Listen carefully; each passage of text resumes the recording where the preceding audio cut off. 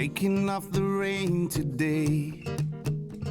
A moment appeared on his face. He asked him, are you okay? Are you sure you're okay? Sitting round the table with friends, she saw that look once again. She asked him, are you okay? Are you sure you're okay? Is it time to sacrifice the pain that hides in between the lines? Only when it's broken, only when it's broken. When it hits you in the middle of the night and the truth burns so bright. Only when it's broken. Waking on the bathroom floor. Okay, well, good evening and welcome to Kintsugi Heroes Alpine Special. My name is Patricia Waghorn and I'm helping to facilitate this evening. I'd like to begin by acknowledging the traditional owners of country we're all located on throughout Australia tonight and recognise their continuing connection to lands, waters and communities. We pay our respects to Aboriginal and Torres Strait Islander cultures, both past and present. The song that was playing, or that I was trying to play when you were logging on, was Broken by the Australian artist Colin Lilly. It actually has been gifted to us to use. And that you can actually hear that in the podcast, which we're releasing tonight.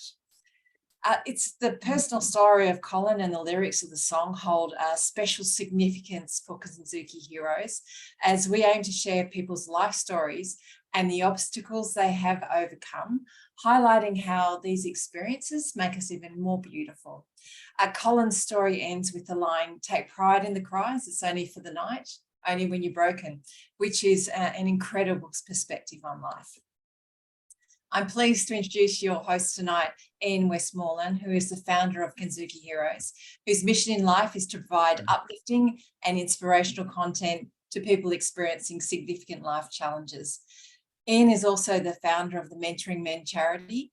Ian spent 42 years working in the Australian New Zealand telecommunications and energy industries, mainly as an IT project manager. On 10 September 2013, he experienced a life-changing moment that led him to take the decision to commence a full-time volunteer career. Ian's story has been covered on national TV, referred to in both federal and New South Wales state parliaments, and included in the Moments in Time book, as well as numerous podcasts, newspapers and radio programs. I now invite Ian to take over to host this special night tonight. Thanks, Patricia. And Patricia's part of the Kintsugi Heroes board and fantastic support to me. So I'd like to welcome everyone and thank you for joining the celebration. One of the core mission of Kintsugi Heroes is to help communities support each other, especially community members who are experiencing life challenges. And the Alpine Bushfire Recovery Project has highlighted to me the critical importance that community connection plays in supporting good mental health, particularly after major trauma. So on behalf of the Kintsugi Heroes team and our partner, the Myrtleford Neighbourhood Centre, I'm delighted to formally launch the Alpine podcast series, which chronicles the community resilience in the aftermath of Black Summer bushfires. If any of the content tonight triggers strong emotions, please reach out to someone who can support you.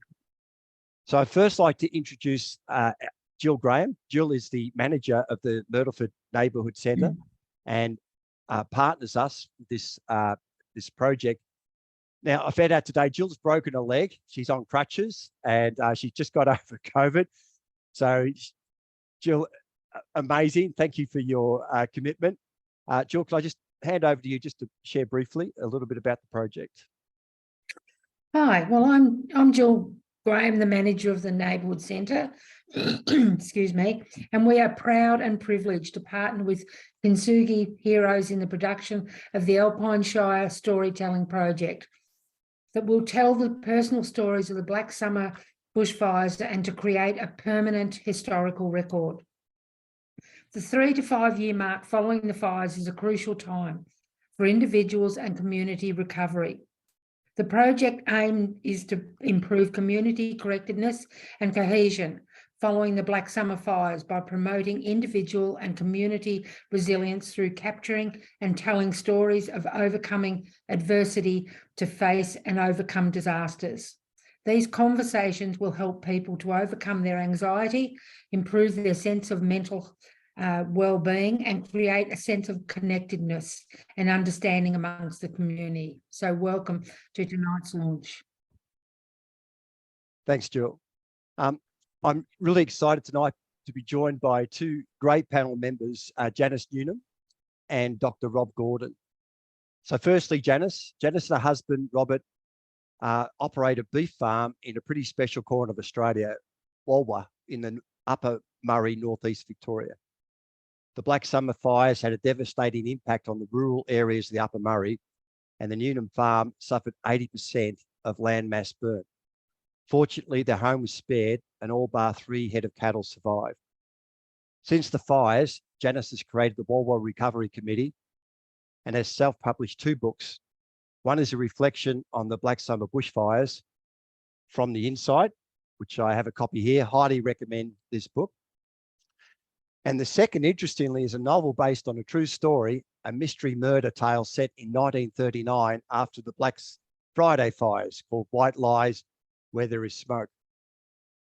Janice's powerful story and the courage shown by her husband, Robert, or Crundle as he's most commonly known, and their son, Sasha, has inspired everyone involved in bringing the story to air. Aveline, who hosted the conversation with Janice, Matt, who produced the podcast, and Paddy, who has produced the written story, all shared with me the impact it had on them and what an inspiring story it was. And as I've heard the story, I agree. It's compelling, and I believe the story will help many others. So welcome, Janice. Thank you. Secondly, Dr. Rob Gordon.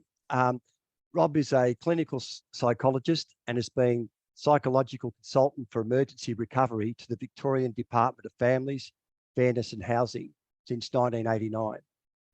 Rob has also been the psychological consultant to Education and Training and Emergency Management Victoria since 2019.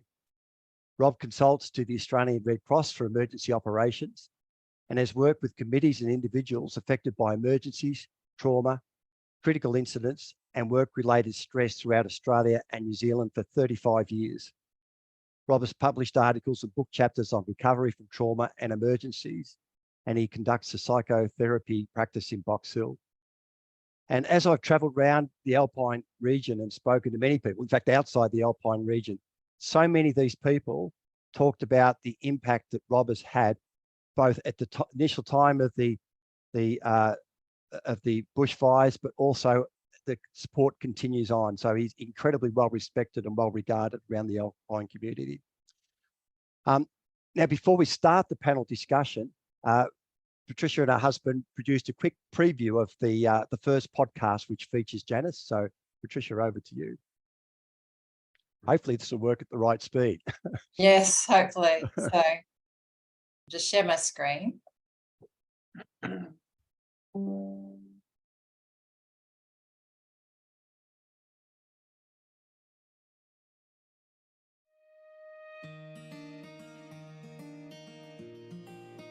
The eucalypts on both sides of the road are now just flaming torches. We went up the neighbour's drive and they've got candle barks on both sides of the drive. The candle barks look like massive torches. They were just on fire. He reckons he was as terrified as everyone else. And like I actually caught him on the bulldozer at one stage. And he was crying because he was so frustrated that they couldn't stop the beast. Over it, I thought I was doing really well until we had some windrows of dead trees that we needed to get rid of, and my husband set fire to them. And that was massive. I had palpitations. I knew that it was a controlled fire, and yet I just got quite emotional about it. But there's always help out there. I don't think anyone really needs to struggle on their own. Certainly reach out. There's lots of help and support. It'll be all right in the end. And if it's not all right, it's not the end. It's very, very important to keep those community ties firmly established and keep people talking and just let them unload and let everything off their chest, because there's so much to debrief on after you've been through a disaster, and you need to unload it.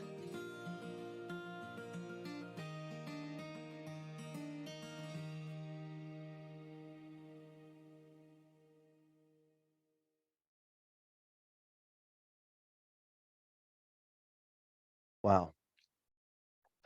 I don't know about you, but I find that just impacts me. I can feel the passion, the heart of Janice. And okay, so I'd like to ask a few questions to both Janice and Rob. So Janice, first question: how did writing your From the Inside book that I held up before help you process the depth of emotions that you had experienced?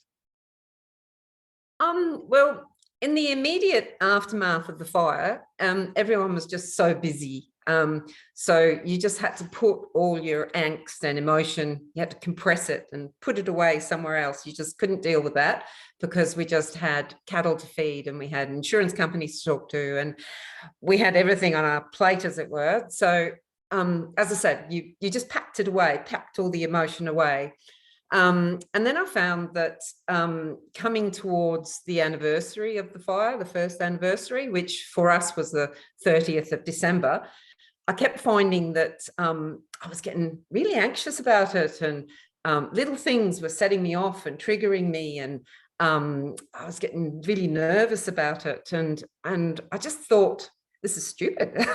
It's a year ago. We're not affected, it's fine. And the way that I thought that I might deal with it was to go back through all the gazillion photos that I'd taken during the fire experience and also during the immediate recovery. So it was like a DIY desensitization process, and I just looked at all the photos, and then in conjunction with that, during the fire experience and in immediate recovery phase, I'd also put up a lot of social media posts as a quick way to get information out to family and friends to say, we're all right, this is what we're doing today, everything's fine, sort of thing, because we were isolated, nobody could come to us, and it would be unsafe if they did come to us. So anyway, so I had the series of social media posts, I had all these photos, and then I kind of thought, maybe I should just put it all together so that we had a memoir of the experience for our family.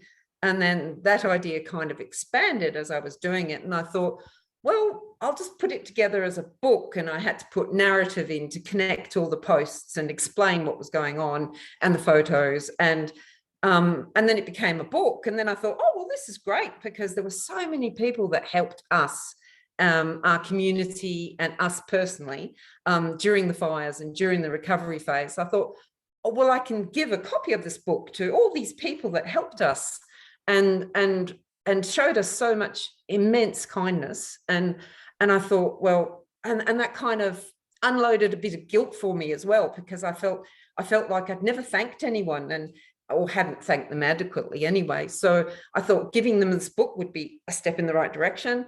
And also it would go on behalf of our community as well. So basically, I suppose the writing the book helped my experience by confronting it all, dealing with it all, exposing it. And also I could see how far we'd come. Like the initial pictures of black devastation turned into pictures of greenery and hope and recovery and people getting together. So it was inspiring and positive, and basically it allowed me to overcome the angst and sort of unpack all those emotions of the experience.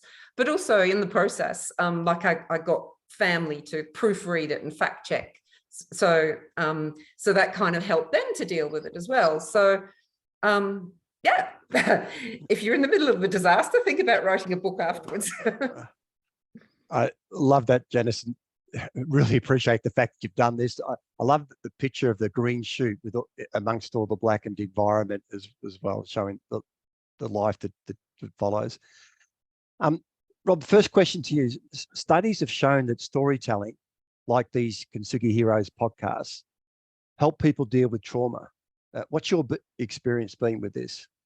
Yes, it's absolutely essential, Ian, and I'm so pleased to be able to talk about this because I think Janice has shown us some of the key things that happen.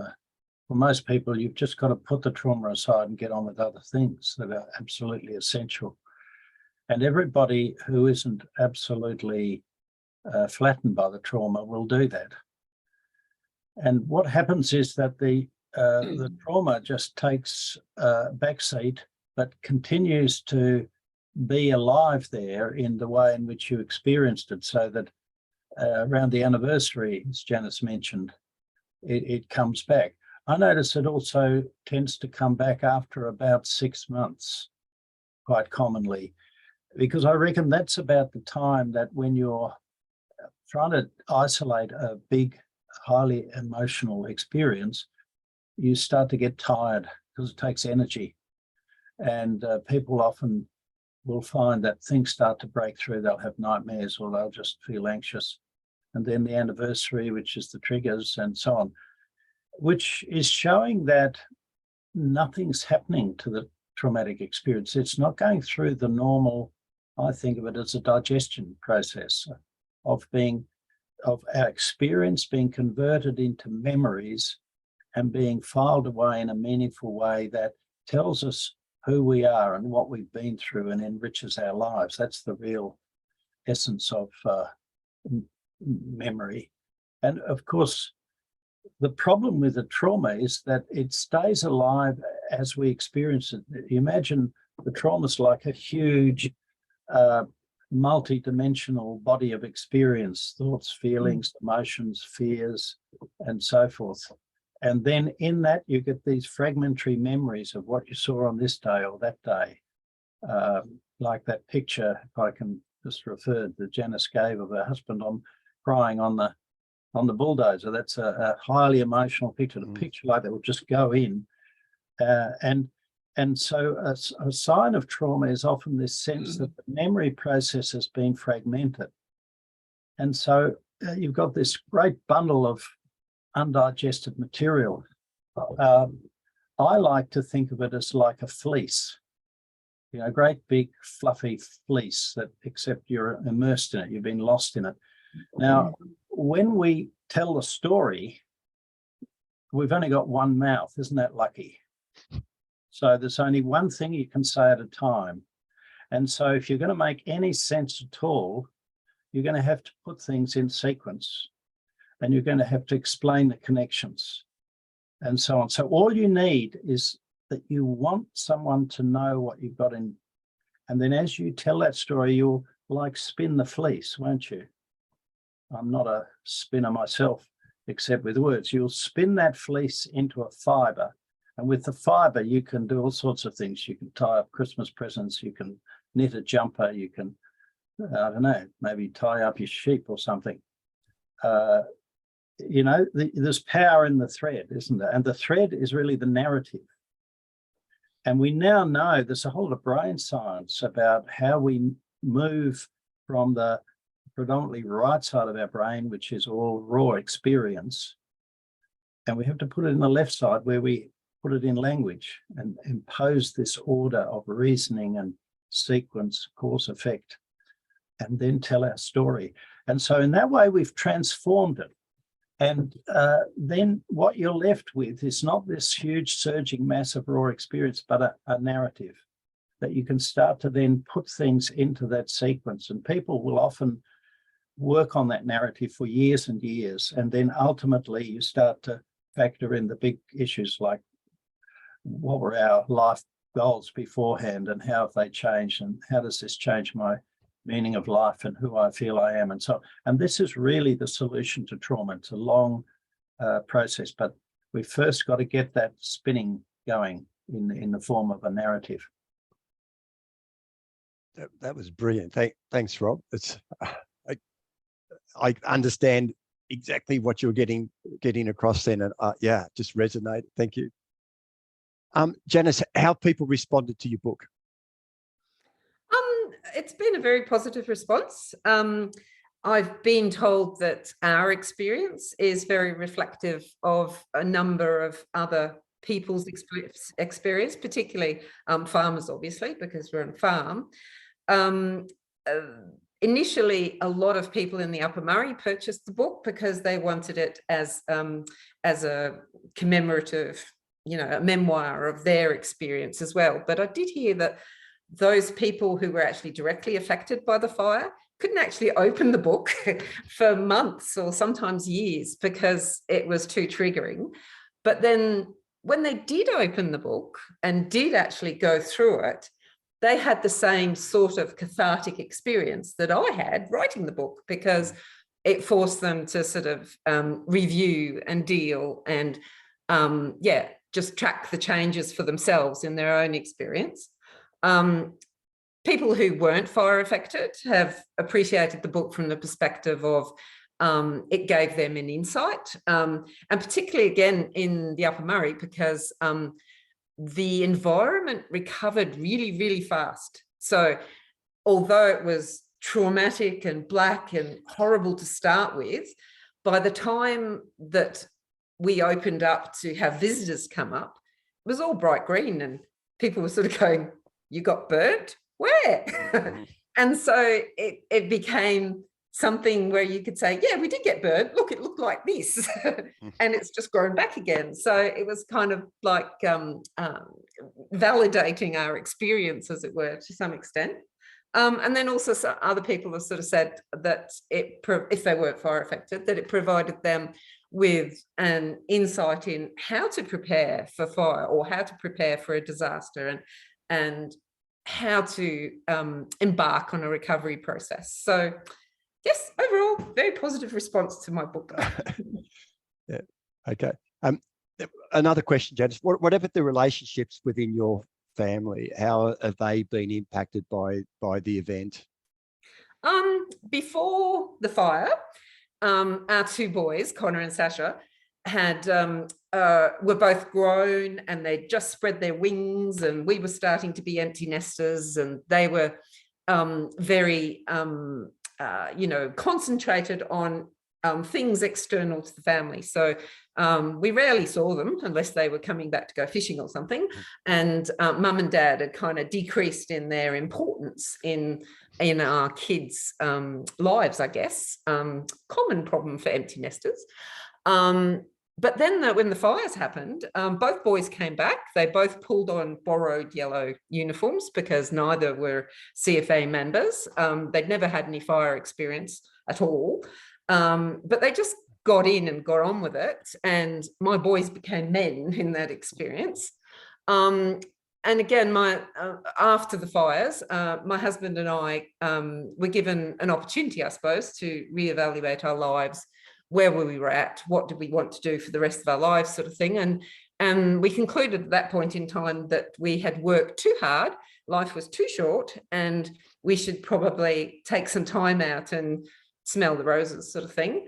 So we sold half the farm, and hopefully we were going to fund a lovely slow down into retirement and go holidaying and caravanning and all that sort of stuff, which sounds really idyllic and wonderful, and it kind of was to start with. But then my husband has now since decided that I was too clingy, because after the fires it made me too grabby and I just needed everyone to know where everyone was and to be in contact, and he pushed back. So he is living separately. So that's terrible. And I've discovered that relationship disasters are actually harder to deal with than environmental disasters. But me personally, other than that, I think that supporting our community and creating the Walra Recovery Committee and helping others helped me. So, yeah, we're getting on. Okay. Janice, thank you for sharing. Thank you for sharing that. Rob, can you just please describe a typical trauma journey that would follow an event like the Black Summer bushfires? Yeah, well, again, I think Janice has given us a lot of landmarks of that process. The typical journey is, unless people have, as I said before, been in some way disabled by the trauma, they just go on with life. There's a very good reason for that, and that is that that's what they've always done. You know, most people haven't experienced serious mental illness.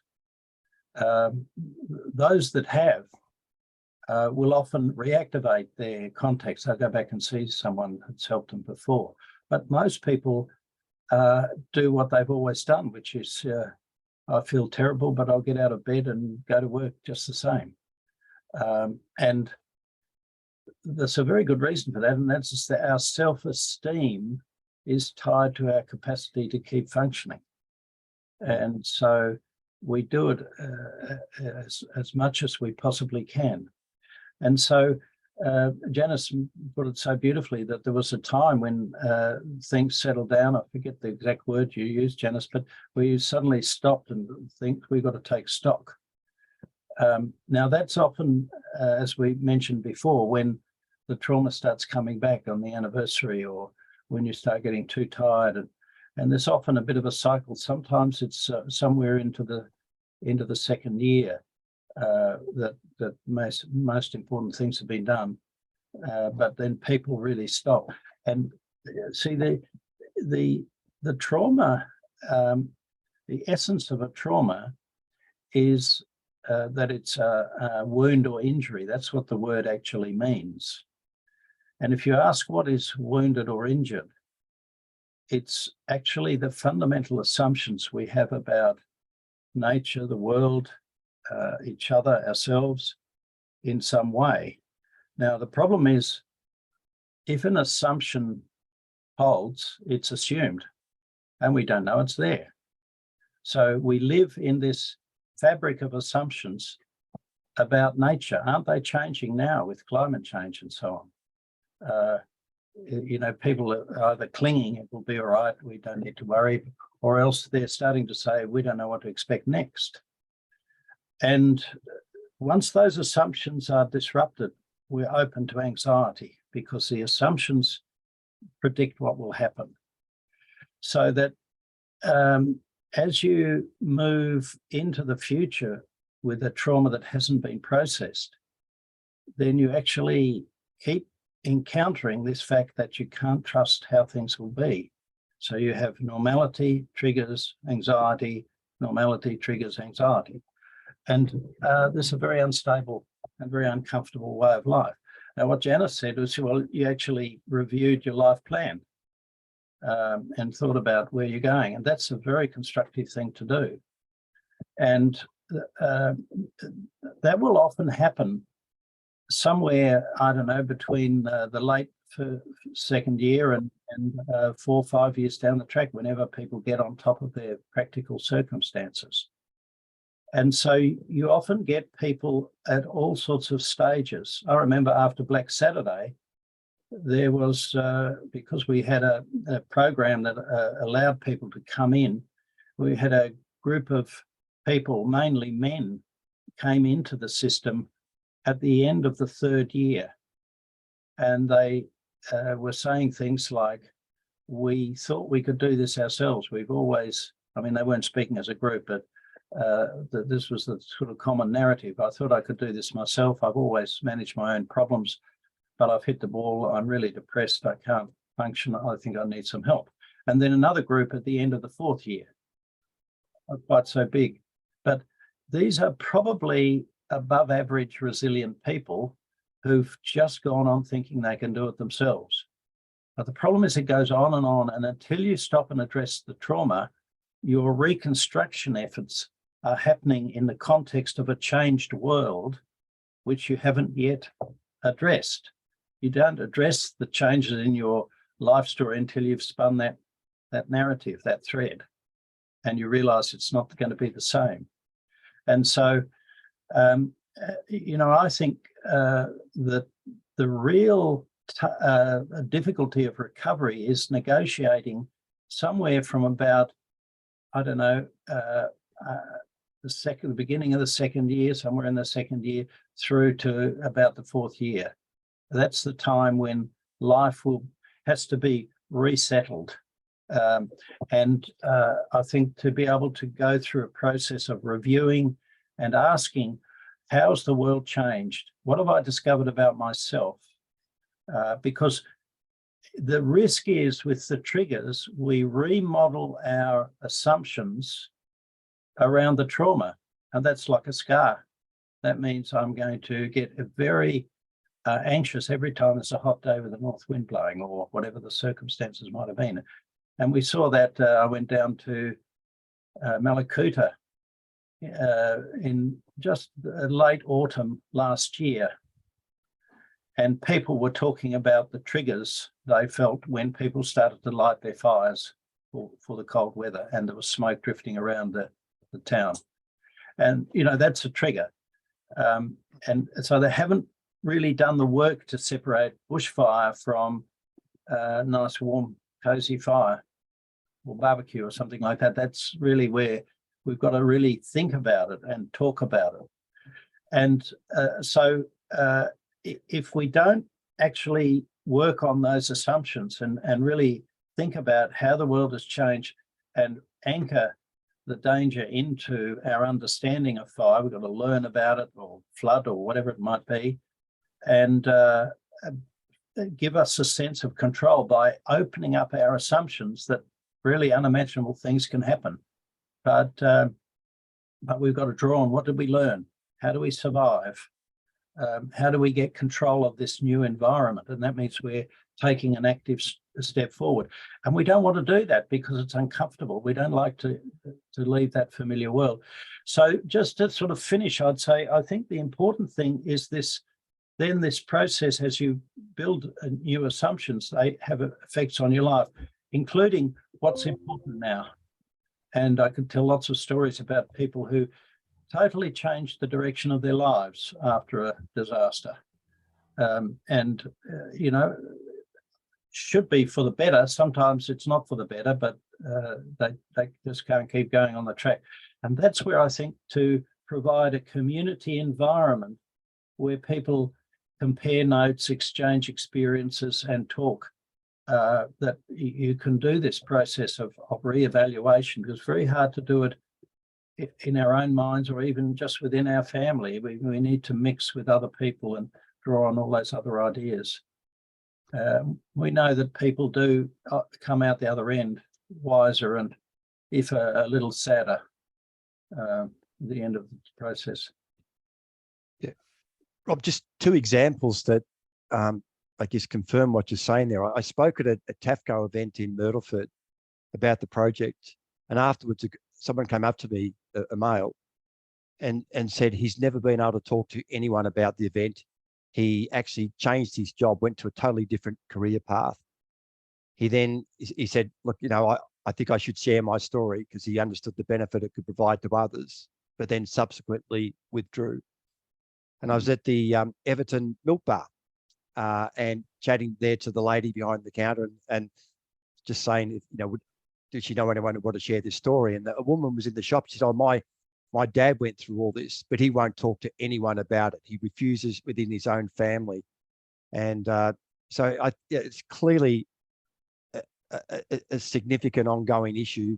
And in most of the cases, it was around men more than women yeah. I think that's because women tend to network more, and in their networks, they talk about feelings and relationships and people and things like that. Whereas men, when they network, it's a stereotype, I know, talk about things and computers and sport and tools. Yeah. But doesn't mean they don't need it. Now, I reckon one reason why they don't talk is that when people start to tell these stories, there's a rush of emotion. And that's a time when everyone gets scared. And it's often said, you're making them relive the trauma. No, they're not reliving it. They are spinning their thread. And all you have to do is listen and ask questions to clarify if it's confused, and just help them keep that thread coming, and weave something out of it. And really that sort of rush of emotion is a point at which things start to open up. And we need to, it's very important that the people listening don't get anxious and stressed and uptight, but just keep going with the content. Don't shift the conversation to how they feel. That's too exposing. Just keep on with what they're talking about. So what was it that made you so sad, rather than tell me how you're feeling right now?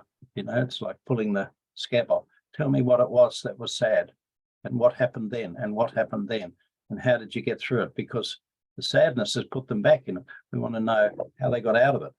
So there are some simple guidelines like that, which in a community, it could be a barbecue or anything, if people are just listening to each other and trying to understand, they do enormous help. Yeah.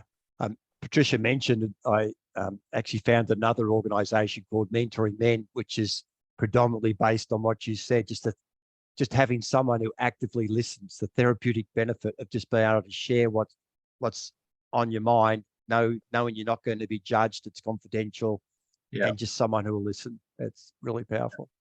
Thanks, Rob. Janice, in your podcast, you shared about experiencing some dark moments. If others are experiencing similar emotions, what advice would you give them? There were some pretty black moments. Most of them were created because of triggers, and particularly in our instance, immediately after the bushfires came through, we obviously had COVID. So, and all the COVID isolation. So not only were we isolated during the Black Summer fires, but then we went on to continue that isolation. And as Rob said, community needs community to heal. And we were robbed of the opportunity to have community events, and particularly for men, you have to have mental health wellness exercises really have to be done by stealth. So you have a community gathering, which is really for their mental health and well-being, but you don't tell them that. You say that you're just going for a barbecue or something. But we weren't able to do that. And also in our situation, we've got 2 sister communities that are split by the river, and the river's also a state boundary. So that became, we were separated because of all the COVID guidelines, et cetera, et cetera. So that was even more devastating for us. But either way, yes, there are moments when you're completely overwhelmed and you're exhausted and things are looking really black. We also had a little bit of a touch of, a bit of survivor guilt, perhaps, because we felt like we thought we were really badly done by, as it were. And then we kind of look at somebody else and go, oh God, they're much worse than us, and we shouldn't be complaining and all that sort of stuff. We didn't really complain, but you know what I mean. I think that the best advice for me was my little mantra of, it'll be all right in the end. If it's not all right, it's not the end. And I stuck with that one. And other than that, you just have to take little tiny bites at everything. It's kind of one step at a time. If you got out of bed that morning, yay, celebrate the event, sort of thing. And so we just tried to remain positive, one step at a time. If you're getting exhausted or you feel like everything's going on a wobble, seek some help. There's always somebody out there. You've got friends to lean on. You've got family to lean on. There's professional resources that are available. Take every opportunity, sort of thing. And don't overthink it. And that is my biggest problem. And I have no idea how to solve that one. But Yeah, I can just try and lay out everything and try and come up with a solution and totally overthink it and stick me in a box sort of thing. It's terrible. Yeah, so you know how they say that it takes a community to raise a child. Well, I think it takes a community to recover from a disaster as well, and that's very important. You have to open yourself up to the community and connect again, and that's the easiest way to get over a disaster, I think. Brilliant. And hopefully what we're doing tonight through this project will help the community get together and help you. Rob, the next question, I think you may have covered, or I know you've covered some of this already, but the question was, why are people so reluctant to seek help or talk about a traumatic event to family and friends? What is stopping them? Yeah, I think from the point of view of the individual is if people have had any kind of experience of sharing emotions and communicating about personal experiences, then they find it much easier. But many people go through life, and if life is relatively kind to them, they can deal with it. They don't have to. And the difference between ordinary stresses and a traumatic event is that the sort of disruption of the assumptions, and remember, assumptions are assumed, so we don't know they're there, but just a changed sense of the world or sense of self or relationships means that I've lost the framework in which I made sense of things. And so it's this difficulty of not knowing where to go or what to say or how to really tackle it. And I think people will avoid it because it just feels too difficult until it starts to really start pushing its way through. So then I think there's a second problem that's really significant that shuts people down, and that is all the people around them who didn't go through the disaster have got intact assumptions, the old assumptions that they used to share, and they don't get it.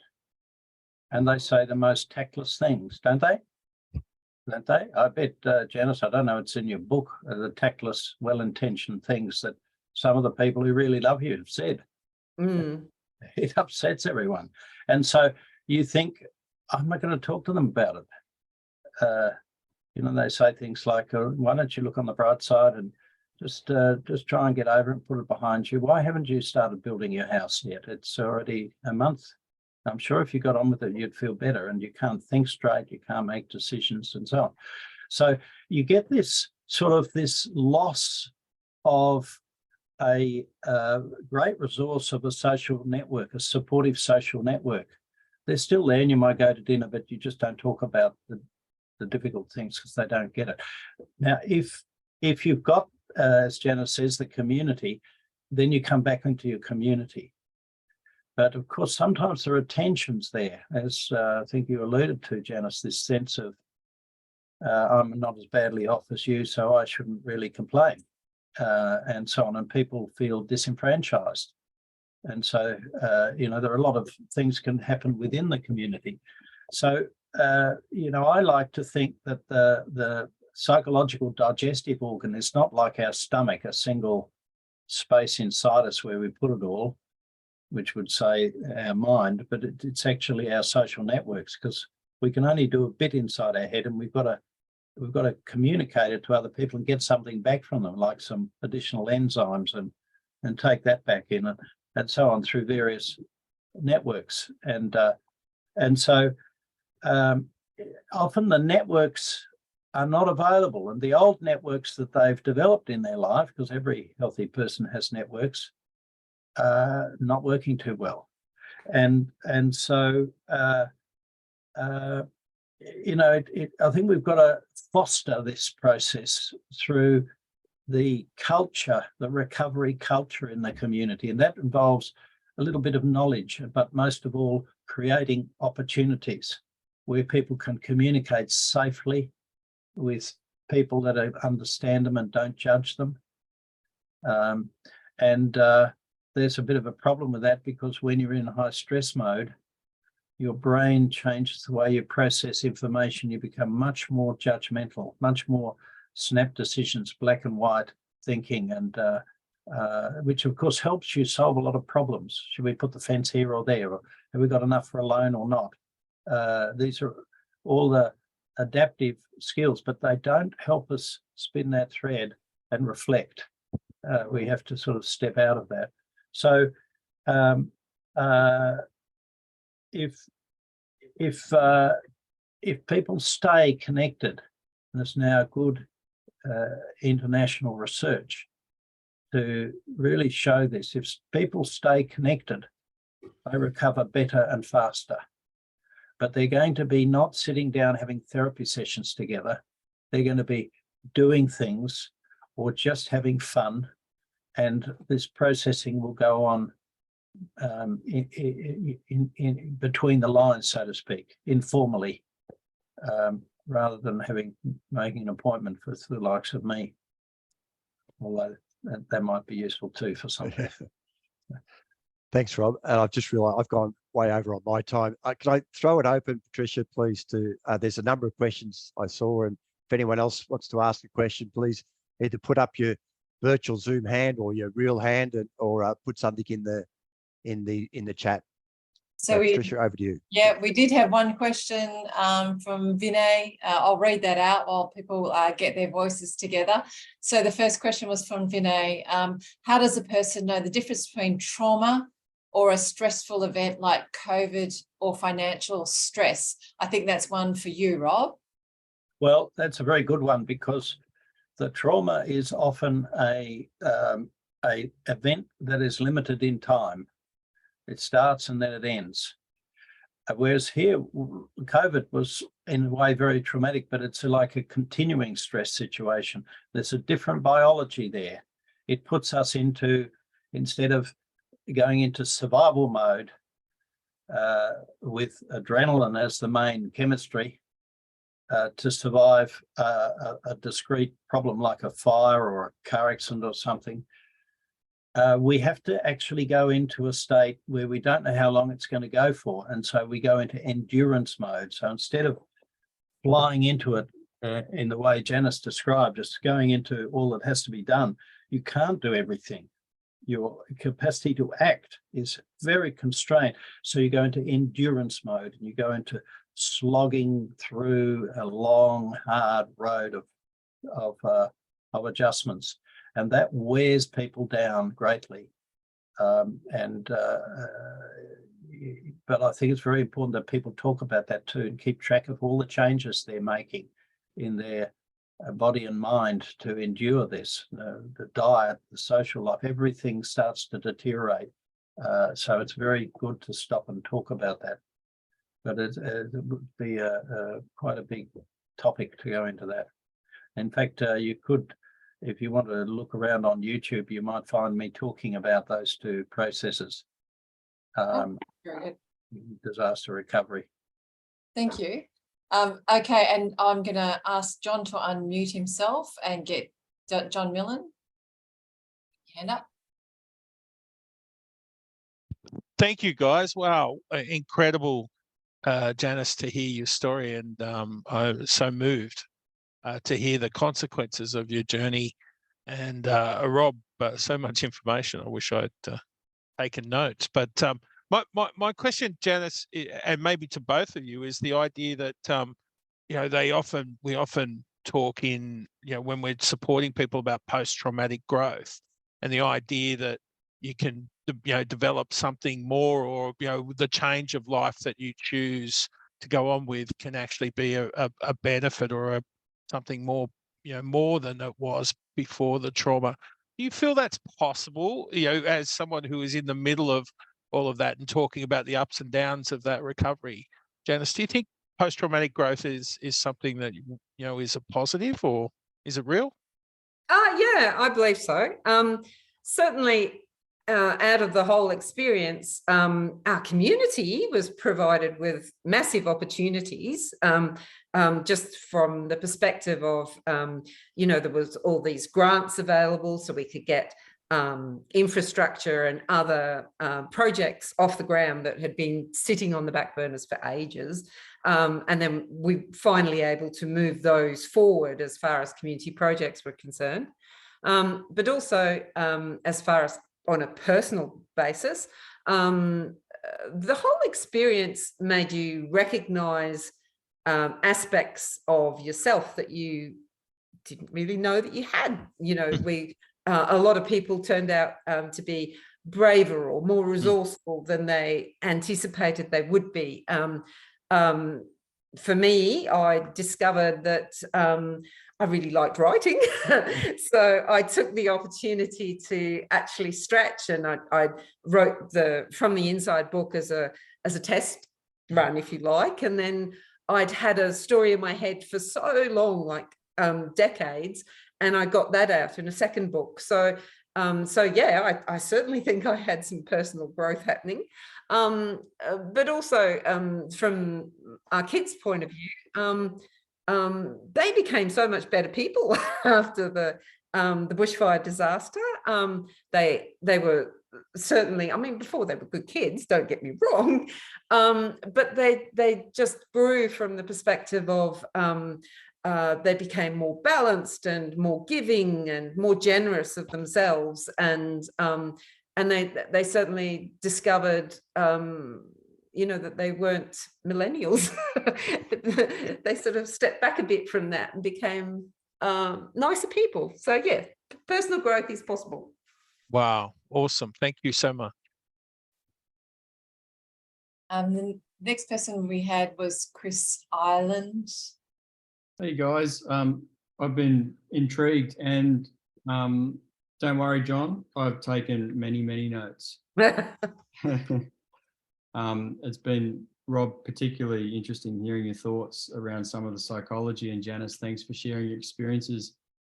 Janice, I'm wondering how you deal with this unevenness of willingness to talk after these traumatic events in a community, because you know, Rob spoke very eloquently about spinning the new thread, the narrative that is healing, and there's research around the benefits of that.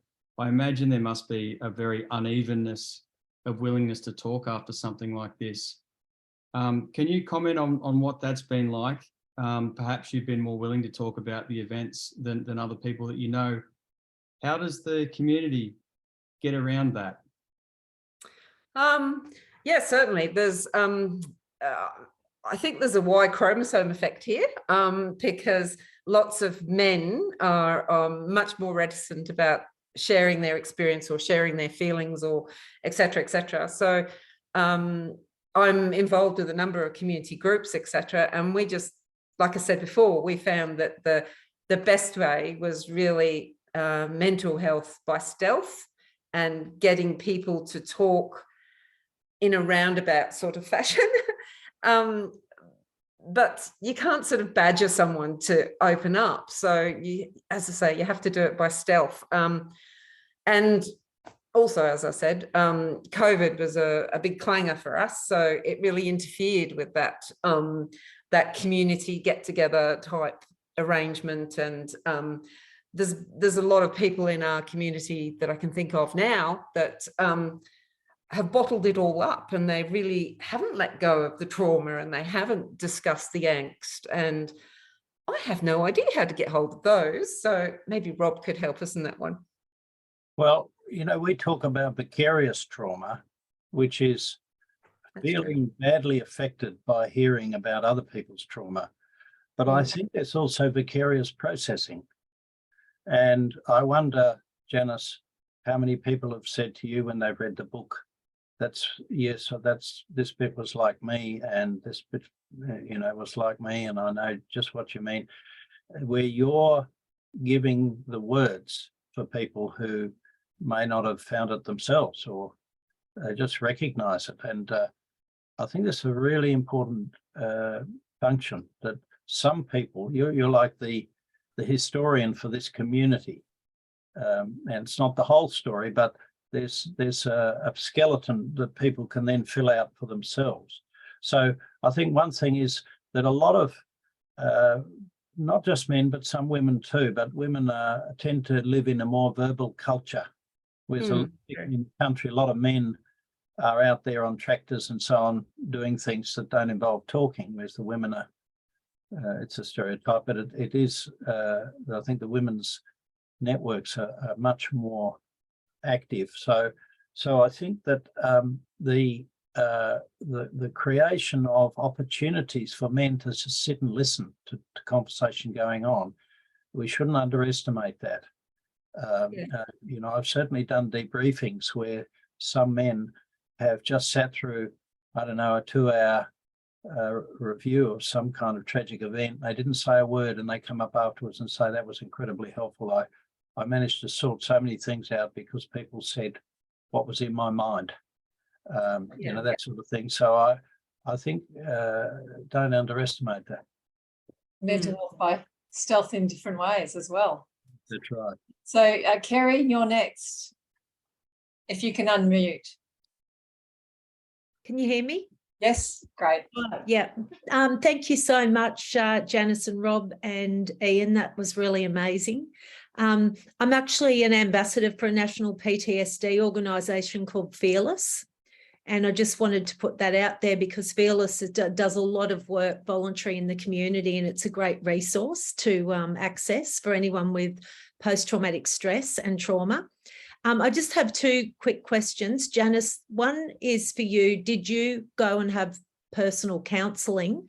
And Rob, for you, it was, what are you seeing as the latest, most effective treatments dealing with trauma and post-traumatic stress? My answer is really quick, no. Okay. But at the same time, because I was so involved with helping other people on the community recovery committee basis, maybe I did it vicariously. Yeah. Thank you. I think there are 2 answers to what you're saying, Kerry. One is, I think there's post-traumatic stress disorder, which is the mental health disorder from having been very stressed by having had a trauma. That's right, yeah. And it's just straight trauma, which means I'm continuing to function, but I'm carrying this huge bundle of undigested experience. And they're not, people in that state don't qualify for a diagnosis because I don't know exactly what the latest thing is, but one of the criteria is that basically the situation is disrupting your life, your ability to work and so on. But we know that a lot of people just keep going. There's quite a cost to them and their families, but they keep going. Mm-hmm. So there's now research to show that you know, instead of seeing for 20 years, as I read the papers, everyone just rushed off to the latest disaster and did all the surveys and came up with roughly the same proportion of people with PTSD, which is somewhere between 10 and 20%, depending on the event. But when they actually ask, well, how many people have some of the 4 basic sets of symptoms, which you have to get a diagnosis, but not all of them. So therefore they don't qualify for a diagnosis.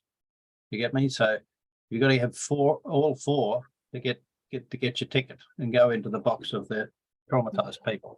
Yeah. Well, there's 2 to 3 times as many who show some of the symptoms. And what the research that's now starting to get a little bit more sensitive is saying is when you look at those people, the effect of having a couple of these areas of symptoms, like intrusive re-experiencing and nightmares and anxieties about the weather, or continuous state of heightened arousal, so tension, irritability, sleeplessness, can't read novels, can't concentrate. They wouldn't be able to read your book, Janice. If anyone can't read your book, they need to get lots of pictures. Yeah, look at the pictures, you know, and so on. That the effect of having 1 or 2 of these symptoms, it doesn't get you in as a diagnostic category, but it has pretty much the same level of disruption in their lives as having the whole 4 of them. Yeah. So in this sense, I think that there's a whole range of treatments for specific symptoms, and they're very helpful. And I think the sooner people get onto them, the better. But I think there's another need that I encounter, and that is the need to make sense of the whole experience. You know, I've had people come to me and said, look, I've had EMDR or CBT or something like that. I still don't understand what this has done to my life. And I think that's a broader issue that often needs, some quiet, reflective conversations about life before and what you went through and how's it changed things. I think this idea of how's it changed your assumptions, your goals, your orientation to the future. And so I think, people have to look around for what suits them. If they're troubled by severe disabling symptoms, then go for those specific skills and techniques. But I think narrative therapy, Gestalt therapy, psychodynamic therapy, these have also a really important role for the broader, longer term issues around identity. Fantastic. Thank you so much. Okay, we are at 8:32. We're 2 minutes over. And I know that we've got Ian wanting to wrap up and say good night. So I will hand it back over to Ian and to say the thank yous and everything. Thank you. Can you put up my slide? Yes, I promise I will right now. There we go. Fantastic. So the next step. So I believe the URL for Janice's story has been put into the chat. It's an amazing story. Please watch that or listen to it. It's published on YouTube plus all the main listening audio platforms. And please share it to other friends. We had an amazing response from Vision Australia, and they're looking to share the content on their national radio network. So, which is great news. I mentioned at the start, if this has triggered anything for people on this call, please reach out and seek support. Obviously, Rob would be a great contact there, but also in the community, as I mentioned, just in me moving around the community, there's a lot of people who are struggling at the moment and maybe doing the things that Rob and Janice have talked about, just going over and just having a chat and just having that, giving them space to speak could potentially save someone's life. I want to thank you, Janice. I've said it all before, but just love the story and thank you for sharing this and the role you're playing in the community. Rob, thanks for the insight, the wisdom, the knowledge that you shared tonight, but also around the community. I want to thank the Kintsugi Heroes Alpine team. So I've got the board members, which are Patricia, Chris, John and Vinay, Aveline, who did the hosting, Matt, who's currently in Ireland, who does the podcasts, and Paddy over in New Zealand, who's producing the Alpine book. Jill, special thanks to Jill coming in with a broken leg and for the Myrtleford Neighbourhood Centre. And also I want to thank all the heroes. And so listed them there, but Janice, Lance, Ron, Quentin, Judy, Jeff is on the call, Les Harrison, John McAvoy, Jill's sharing her story and Rob's sharing his story. But we're after more stories as well. So if you know someone who's got a story around the Black Summer fires and you think would be interested in finding out more information, please get them to contact me. So thank you everyone for, there's so much content around at the moment. I really appreciate everyone making the time to come and support this community initiative. So thank you. Let's maybe go out with Colin Lilly again. He was on the voice. So he was on The Voice. If anyone who's old enough as I am to appreciate Cat Stevens, he sang Father and Son, amazing. And he said he's gifted this song, which is Kintsugi, to us. So thank you.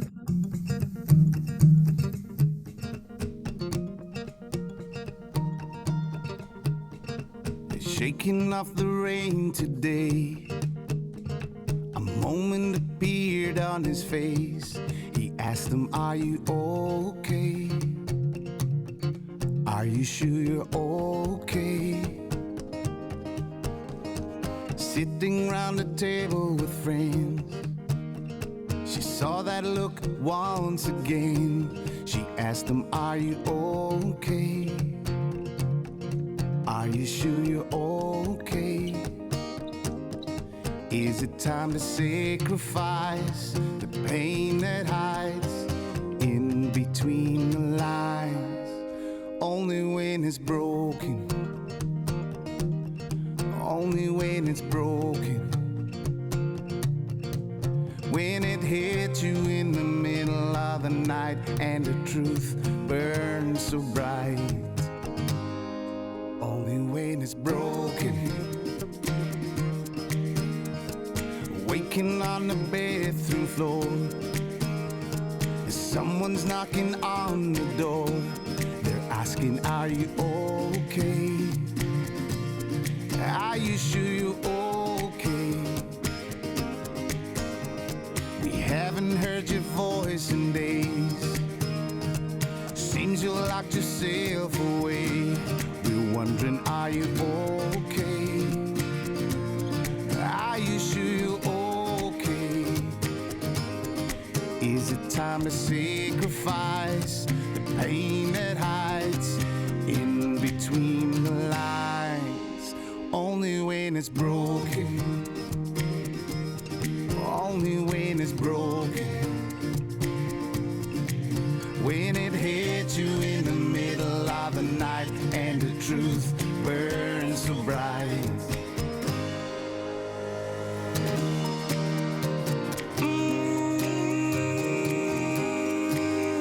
It's down to you, yeah.